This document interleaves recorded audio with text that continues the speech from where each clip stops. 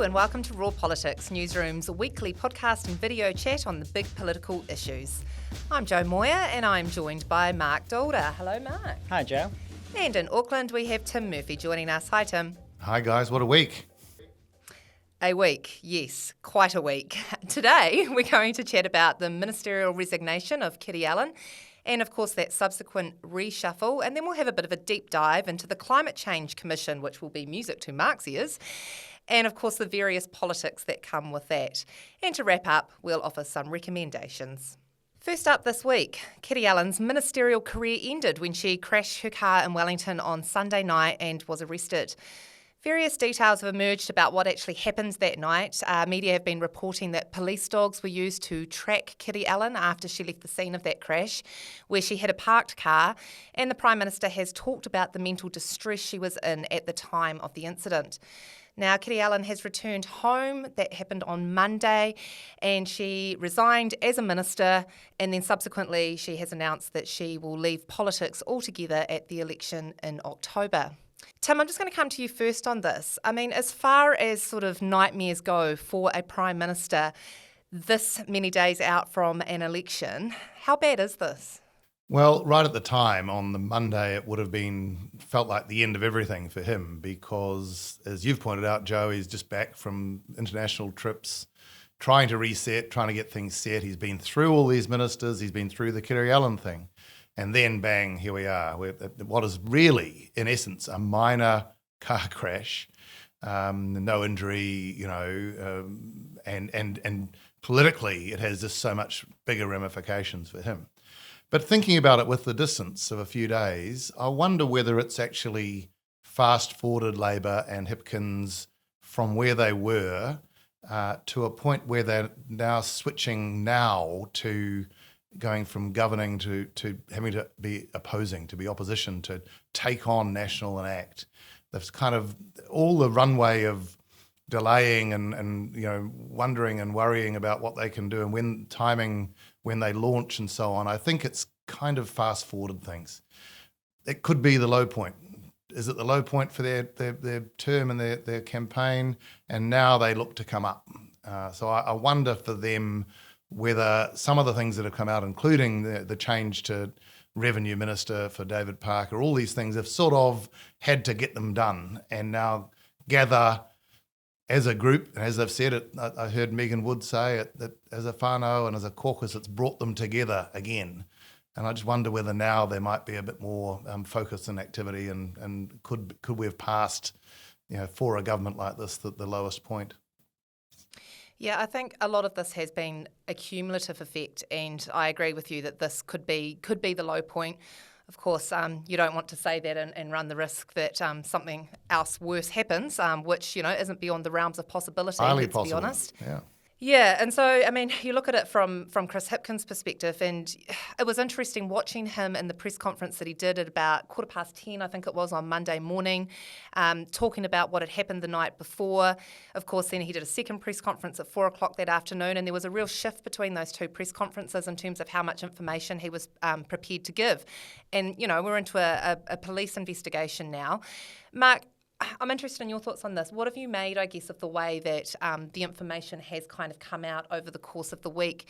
There were some sort of signals from Chris Hipkins initially that there might be more to the story, which I think potentially gave an opening to the media to sort of really go digging.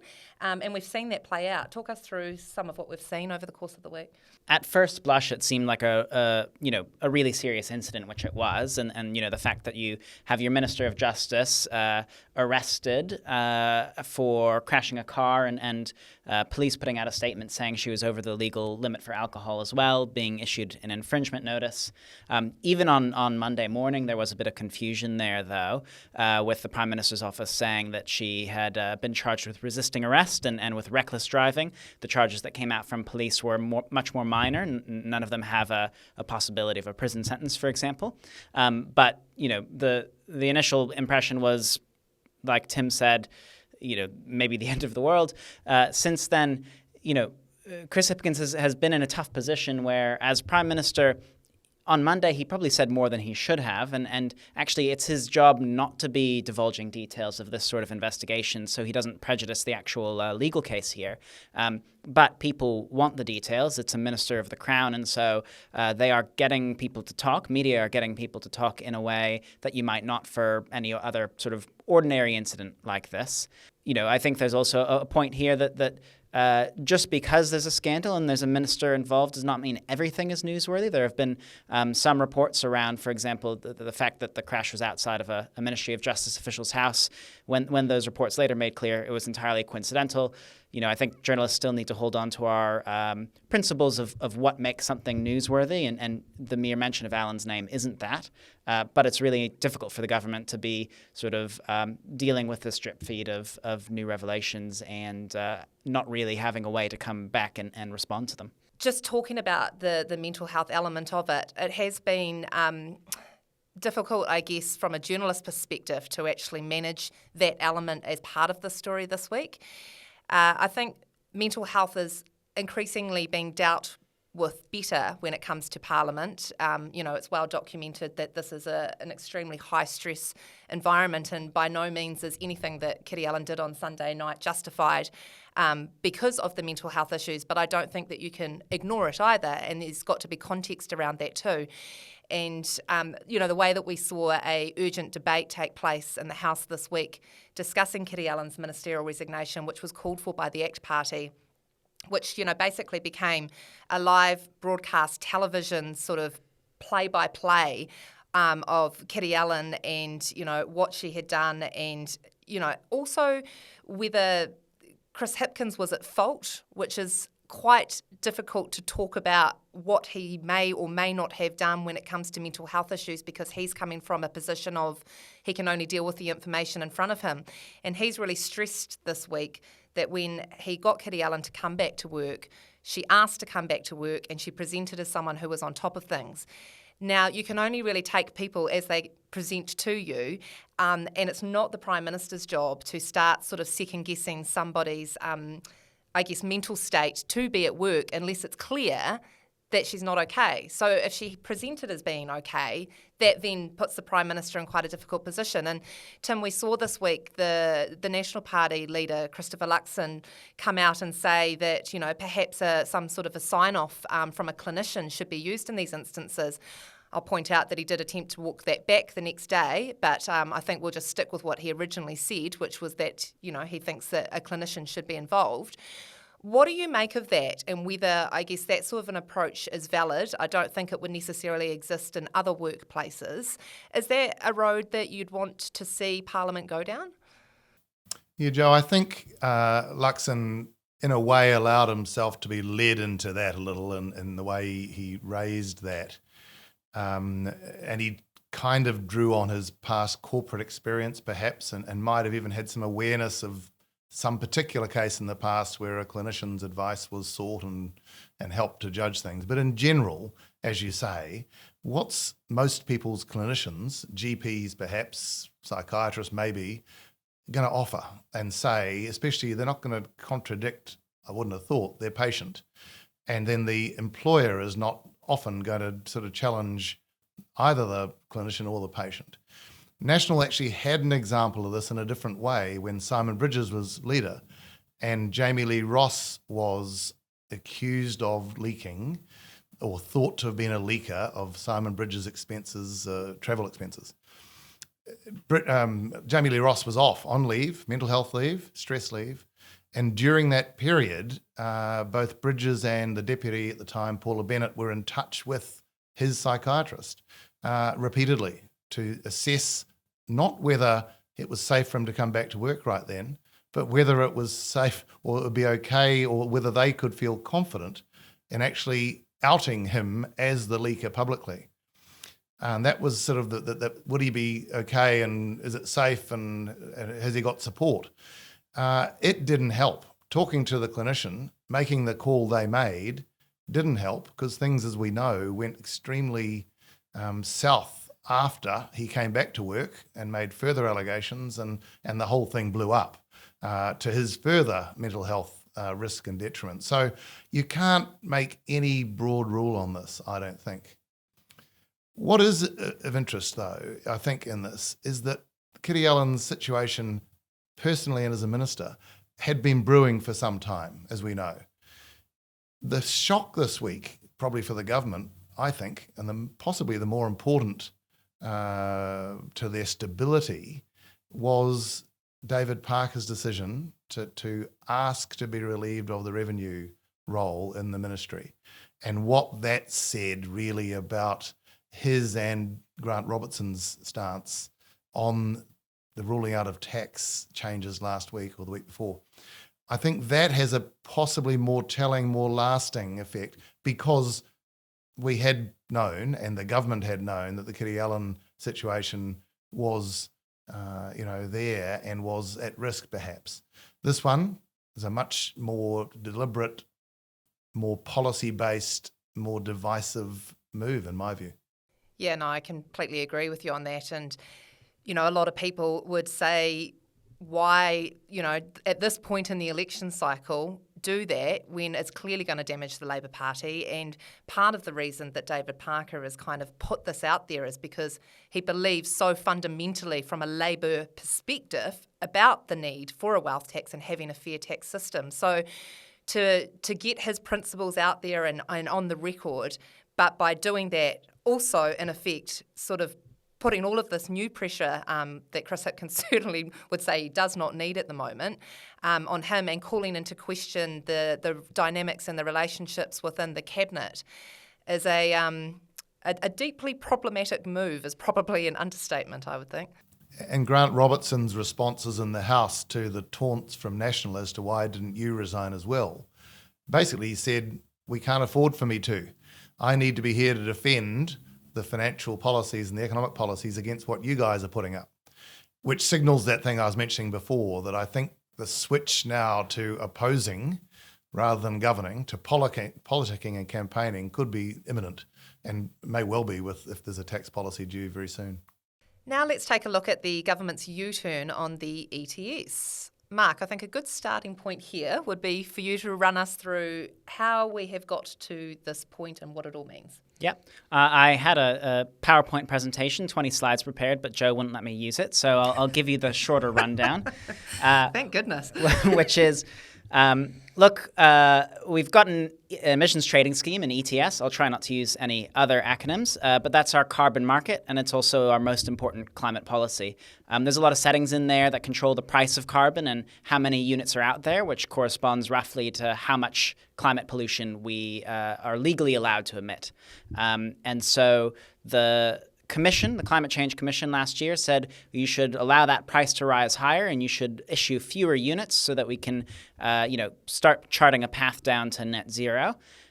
Cabinet at the end of last year made the decision not to go ahead with that and to instead stick with the existing settings because they were concerned a rising carbon price would worsen the cost of living crisis because people would see their petrol bill go up, their electricity bill, their gas bill. Since that decision by Cabinet in December, the price of carbon has plummeted on the market, which has been really significant because it shows that investors and the people who are most closely attuned to this don't really have much confidence in the government's climate response.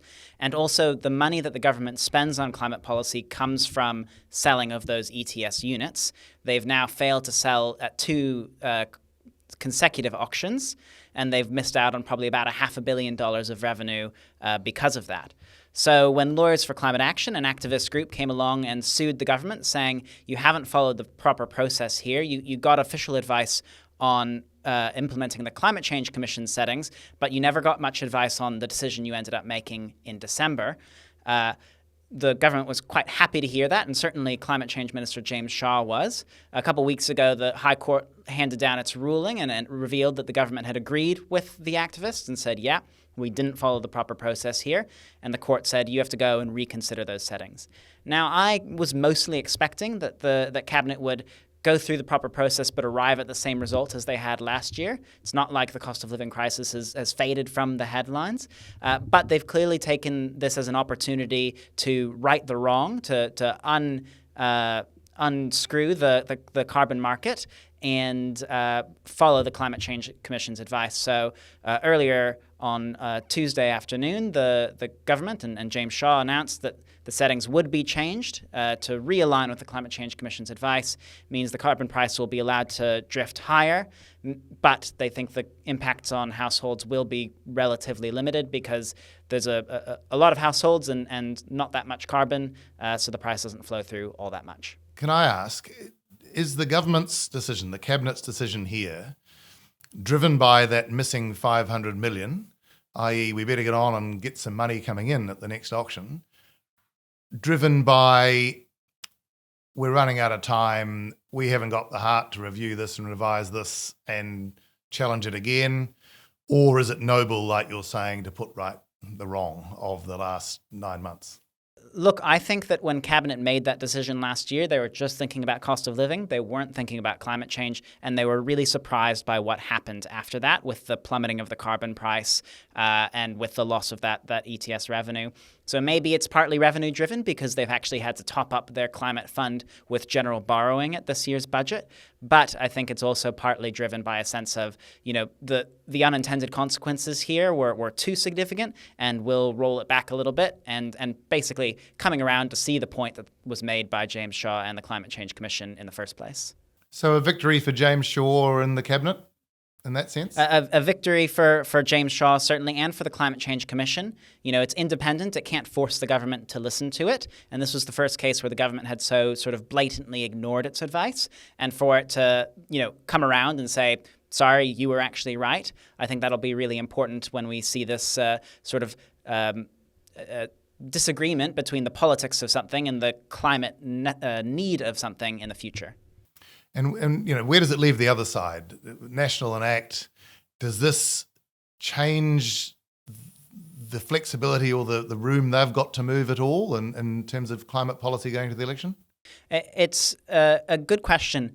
Christopher Luxon said that he thought the move was the right one to go back to listening to the Climate Change Commission. But last year in December, he also said ignoring the advice was the right decision. I think it's a difficult position for the opposition and particularly for National to be in because National has agreed to our climate targets, ACT hasn't, so it needs to be able to meet them. It says that the policies that the government is doing, EV subsidies, paying NZ Steel and Fonterra to reduce their emissions, that's corporate welfare and subsidizing Teslas, and we don't need to be doing that. We should let the ETS do the heavy lifting. In that case, you really do need to follow the Commission's advice on the ETS because letting the ETS do the heavy lifting means a much, much higher carbon price or a lot of the country planted in pine trees, which won't be all that good for National's base either. So I think if you're on the side of politics where you believe in climate change, you want to meet those climate targets, but you want to do it in as market-based a way as possible, that comes with some pretty steep costs for households. And when you're also campaigning on a cost of living crisis, I think there's some competing priorities there. Because this is turning into a Q&A of Marc, I'm just interested in your take on this. Given the various leaders that we've had of the National Party over the last couple of years, and you've been here throughout all of those, has the position changed a whole heap with Christopher Luxon? It hasn't. I mean, of the leaders that National has had since Simon Bridges, since I got to Parliament, Todd Muller was the greenest one. He helped work with James Shaw on that Zero Carbon Act, and he clearly, felt it was a serious issue. Judith Collins famously threatened to cross the aisle or walk, I guess, into the middle of the House and vote against the Zero Carbon Act when National voted for it. So she was never particularly in favour of climate action. And Christopher Luxon, we kind of felt, would bring back these green credentials as the sort of former chief executive of Air New Zealand, which really does run on those sustainable, clean green image. But I think it's just been less interesting to him. He's not particularly across the detail of climate policy and has taken advantage of the opportunities to turn it into a culture war kind of thing where he can around cars versus bikes and, dense housing versus greenfield development, that sort of thing. The politics are too attractive to him to not make that decision. Joe, I was just going to throw in that the UK experience most recently in the by-elections over the last weekend where Boris Johnson's seat was the one that the Conservatives held on the outside of London. And the reason, by all the reckoning, is that the Labour mayors climate policies, the ultra low emission zones, ULEZ, so the Labor Mayor's emissions policies on transport were what saved that seat for the Conservatives. That when people were faced with, and the Conservatives made a big deal of, the costs that would be faced by people, that even though perhaps the reasoning is people can understand it and see it, they're just not going to go there. And I wonder, Mark, whether, everywhere, UK, New Zealand, everywhere else, when costs are encountered by voters, whether the virtuous, real, vital need of some of these things is still going to fall victim to people just saying, I don't want to pay for it. And where does that leave some of the policies the parties are putting forward? Yeah, I think there's always a tension there. And I think the common rebuttal to that is actually, there's a political difficulty here in communicating the costs of the policies are maybe more limited than people expect, and the benefits are much more significant. As compared to the counterfactual, we had a cyclone that has dealt, tens of billions of dollars of damage to the New Zealand economy. The government's having to borrow a bunch of money to cover those costs, to help people stand up their industries.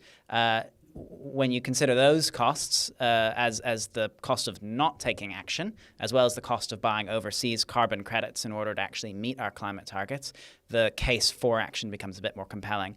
It's just about the politicians actually being able to frame it that way. Our audience question this week is, what should the political boundaries be for board members of Crown agencies? Of course, this is in reference to the RNZ board member Jason Ake, who has this week ended up resigning his position because of comments he made in regards to the Kiri Allan case this week. Not the first time we've had a situation like this. Of course, Rob Campbell is fairly memorable in that department. Of course, we also had Steve Mahare and Ruth Dyson to a lesser extent, but also had to sort of retract comments / social media posts that they've made. Tim, interested in your thoughts here. Is there too much restriction on these sorts of people, given, their political backgrounds and their opinions on things in general? Do you think there is too much restriction on them in these roles? Well, on two levels it works. Saying things that are political or that are political and everyone else receiving them knows is political is one thing. Commenting on other public issues, having strong views on other things, I think is another. So these people on boards cannot be political. You can't be appointed to taxpayer, government, neutral run organisations and be making comment on political issues of the day. You can't be cute about it and pretend they're not about the issues of the day or they're not against any particular party because, we all understand it and the politicians understand it and so do those board members. So I think, at that level, there needs to be more care in the selection. And Jason Ake, there was no surprise to people who have, been working with him in the past and other areas that he has strong views and is strong in saying them. He's calling a spade a spade. Look, the important consideration here is on the selection of people to these boards. There's got to be real consideration given to people's temperament and collegiality and willingness to understand that on a team of a board, the chair and the other board members, you represent all of them, not just yourself. Let's wrap things up with some recommendations. Mark? I really enjoyed Joe Moore's sort of trifecta of pieces on the Kiri Allan saga and all of the political fallout from that on Monday, Tuesday, and Wednesday. They'll be somewhere in the YouTube comments description or podcast description, but it just gives you a really good summary of what happened at the start of the week. What are the important things that we should be caring about, and what's it mean for everyone in this place. What about you, Tim? I'm going international with a piece from The Atlantic examining Ron DeSantis's campaign as the kind of the culture warrior challenger to Trump in the Republican nomination field. The piece is called The Humiliation of Ron DeSantis, and it just shows you in great detail how a campaign can just start with a great sort of hurrah and then fall away because of deficiencies of a candidate. And I'm going to recommend a piece from the brilliant Claire Trevette from The Herald. She did a great comment piece this week titled David Parker's Ill-Timed Bout of Principle on Taxes. It was just excellent. It was Claire at her best. She called David Parker petulant, and I think everyone should read it. That's it from Raw Politics for this week. Thank you to our producer Hugo Stewart and our readers, listeners and watchers. Please send any burning questions you have to me, jo.moyer@newsroom.co.nz. Thank you, Tim, and thank you, Mark. Thanks. Thank you. You can find us next week, same time, same place, here on YouTube or wherever you get your podcasts.